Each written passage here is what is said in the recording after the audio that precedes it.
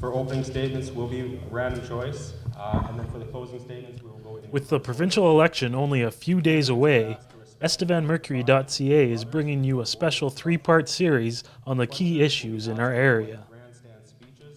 The debate with all the local candidates was held October 27th at the Legion.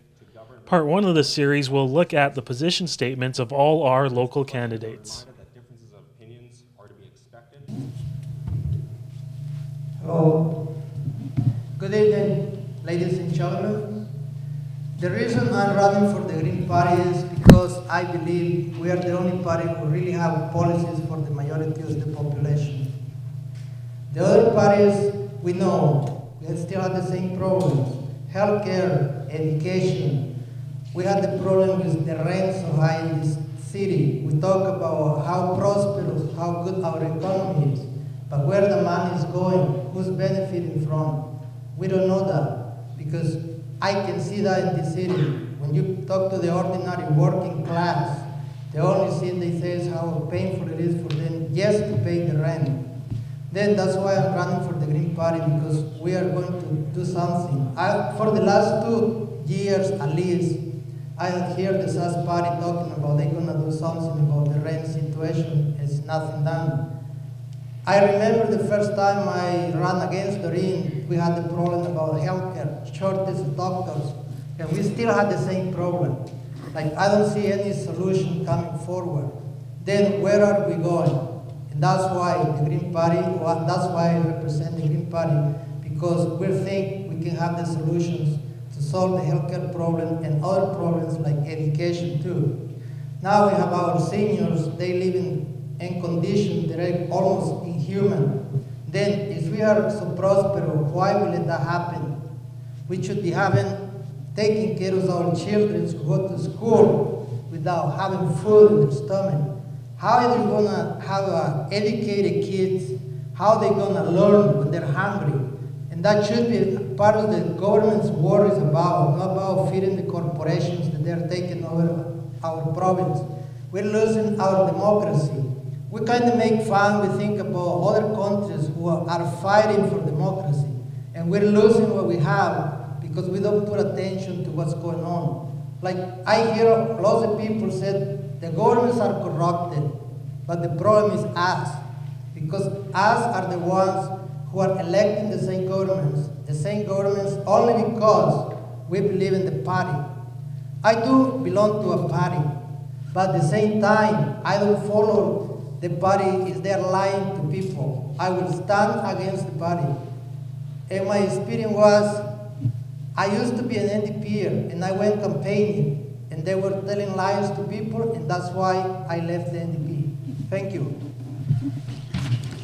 Good evening, everybody, and thanks for coming out. As you know, my name is Blair Schoenfield, and I do want the privilege of working for you and for your families to bring a better government to Saskatchewan. This election coming up on November 7th is an opportunity to take stock of where we are. As an NDP candidate, I believe we want a province in which people take care of people. A society that nurtures the young and takes care of our elders. A society that makes sure health care is accessible to all, not just those who have the big pocketbooks. A society that invests in the future by investing in education. And a society in which our communities are strong, offering safety and high-quality services to all of our families. Now, I wanted to start off with a little story, even though I was warned against it. Sherlock Holmes and Dr. Watson were out on a camping trip, and Holmes looked over at Watson, and they're looking at the sky, sleeping, and they're laying back on their sleeping bags, and he said, Watson, he said, do you see all those stars in the sky? He said, what do you deduce from seeing all these stars? And Watson looked at him and said, well, I mean, I know people, you can give direction by the North Star. He said, what else do you see? And he said, well, I mean, some people say that you can tell how people are going to be, their personalities with astrology. And some people can even say you can predict the future. And Holmes looked over and said, what else do you deduce, Watson? And he said, what do you mean, what else? He said, dummy, someone has stolen our tent. Now, the reason I tell this story is that the Saskatchewan Party over the last year have been telling us how how this province of ours is booming. We are hearing about all the jobs that are being created. And I commend them on that effort, because that's what a government is supposed to do. But my problem is that we can take it from our own community. If I look at Estevan itself, in a recent report put out by the Estevan, I think it was the Chamber of Commerce, I'm not sure who it was, but it was on our local radio stations, they said that there are 1,800 jobs available in Estevan as we speak today. Now that's great, but the downside of it, they said, is that we've only got about 467 places for people to live, and some of them are still in construction. Now, by any method that we do math, that leaves 1,400 people out of a place to live, which means 1,400 people were not going to be working in this province, or in this constituency, until we do something about affordable housing. Our schools are not, the Estevan schools are stagnating. Our population has not grown.